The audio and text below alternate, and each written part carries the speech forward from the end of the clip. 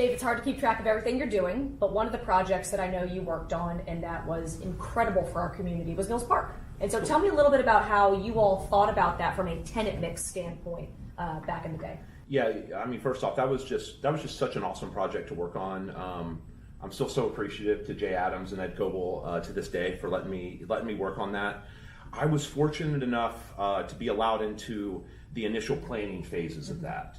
And the first thing that we really needed to focus on was the tenant mix, okay? So it wasn't just that we wanted the best-in-class tenants that could pay the most. That's not it. We needed them to complement each other, and not just in terms of being like, you know, a neat use like a West Elm next to an Apple store. We needed them to complement each other in terms of functionality. So one of the deals that we did is we actually had to give a little bit of a more of aggressive deal on it, but with First Watch, knowing that they would close at 2 o'clock in the afternoon, we knew that would open up the parking field, which once we brought in valet and then brought in Firebirds, it actually created a functional parking scenario where First Watch would have been a nighttime, heavily intensive restaurant. That it would have completely bastardized our parking and hurt our tenant sales, which would have probably, you know, which would have led to if a center is completely underparked, the tenants are going to fail. Right. It's just going to happen. Right.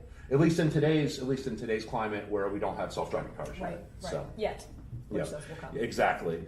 So that was the first thing that we thought about. You know, the other part that Jay had to look at is you don't only balance your retail mix, you also have to look at your residential versus your retail mix. So you need to figure out what kind of apartments you want. Are you talking stick? Are you talking, you know, 3 stories, 5 stories? Exactly how many units, what the market commands, and what amenities will help your residential customers, and what retailers can benefit from having a captured customer base of residential consumers right there.